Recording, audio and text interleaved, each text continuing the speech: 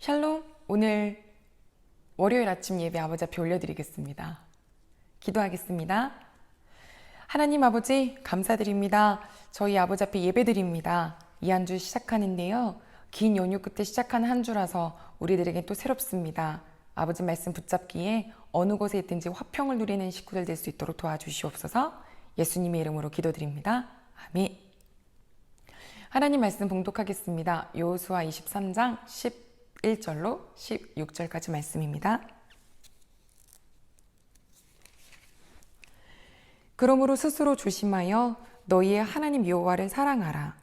너희가 만일 돌아서서 너희 중에 남아있는 이 민족들을 가까이 하여 더불어 혼인하며 서로 왕래하면 확실히 알라. 너희의 하나님 여호와께서 이 민족들을 너희 목전에서 다시는 쫓아내지 아니하시리니 그들이 너희에게 올무가 되며 덫이 되며 너희의 옆구리에 채찍이 되며 너희의 눈에 가시가 되어서 너희가 마침내 너희의 하나님 여호와께서 너희에게 주신 이 아름다운 땅에서 멸하리라. 보라, 나는 오늘 온 세상에 가는 길로 가려니와 너희의 하나님 여호와께서 너희에게 대하여 말씀하신 모든 선한 말씀이 하나도 틀리지 아니하고 다 너희에게 응하여 그 중에 하나도 어김이 없음을 너희 모든 사람은 마음과 뜻으로 아는 바라. 너희의 하나님 여호와께서 너희에게 말씀하신 모든 선한 말씀이 너희에게 임한 것 같이 여호와께서 모든 불길한 말씀도 너희에게 임하게 하사 너희의 하나님 여호와께서 너희에게 주신 이 아름다운 땅에서 너희를 멸절하시기까지 하실 것이라. 만일 너희가 너희의 하나님 여호와께서 너희에게 명령하신 언약을 범하고 가서 다른 신들을 섬겨 그들에게 절하면 여호와의 진노가 너희에게 미치리니 너희에게 주신 아름다운 땅에서 너희가 속히 멸망하리라 하니라.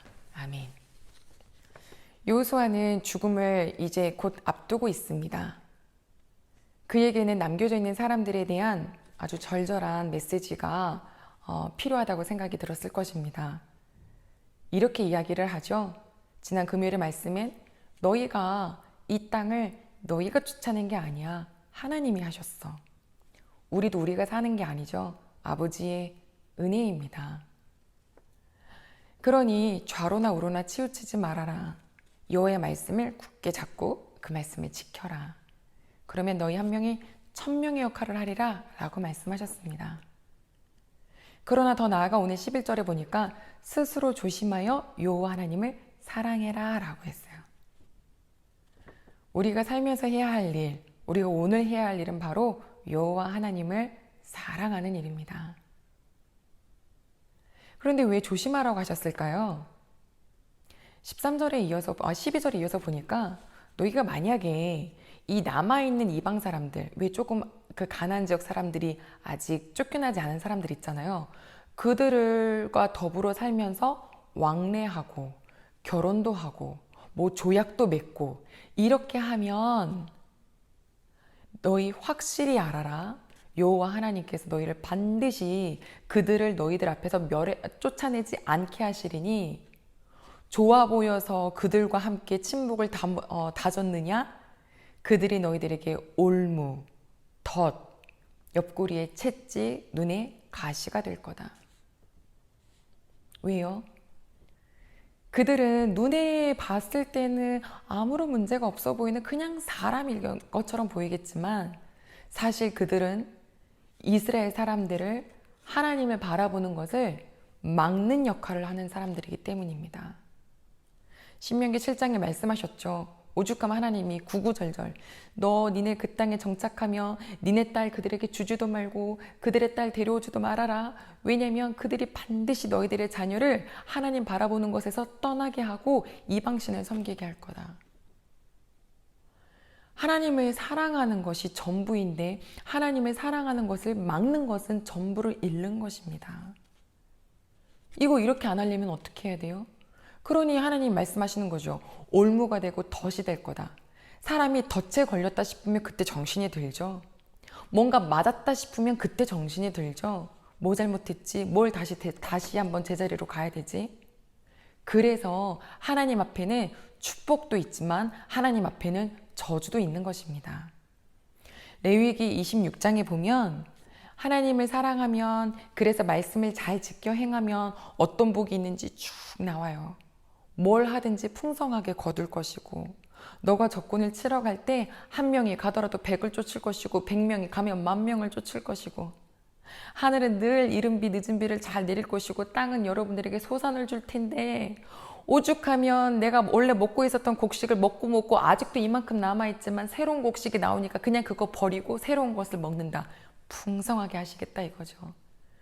그러나 너희가 여호와의 말씀과 명령과 규례를 무시하고 멸시하고 나를 사랑하지 아니하면 나는 너희에게 폐병, 열병 줘서 눈도 멀게 할 것이고 너희가 적군을 치러 갈 때도 너희가 패할 것이며 하늘 철이 되고 이 땅 노시 되어서 비도 안 내릴 것이고 너희들에게 이슬도 맺히지 않을 것이다.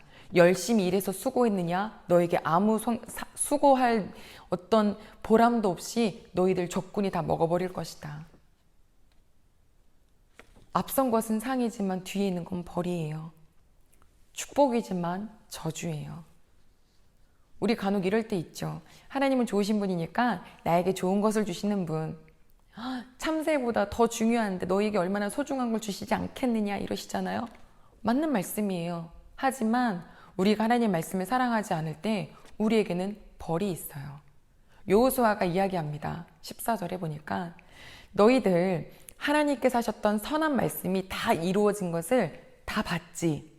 마음으로도 알고 뜻으로도 알지. 왜냐면 지금 현재 그들이 살고 있는 이 가나안 땅은 하나님이 말씀하셨던 그 약속을 이루신 거니까요. 그러나 확실히 알아라. 하나님이 하시는 말씀에 선한 말씀도 반드시 이루어지지만 불길한 말씀도 반드시 이루어진다. 너희가 하나님을 떠나서 이방신을 사랑한다면 그것은 너희들에게 그 저주가 벌이 그대로 이루어지리라. 그래서 조심해서 여호와 하나님을 반드시 사랑해라 하는 거예요. 아들은 아버지에게 사랑도 받지만 아들은 아버지에게 매도 맞습니다. 이유는 하나예요. 잘 되게 하려고. 하나님이 주시는 벌은 이유가 하나입니다. 하나님을 다시 돌아오라고, 하나님을 다시 바라보라고. 우리 귀한 가족 여러분, 혹시 투정하고 싶으신 거 있습니까? 왜 안 돼요? 왜 이러는 거예요? 그런데 그거 사실 하나님께 할 투정은 아닙니다.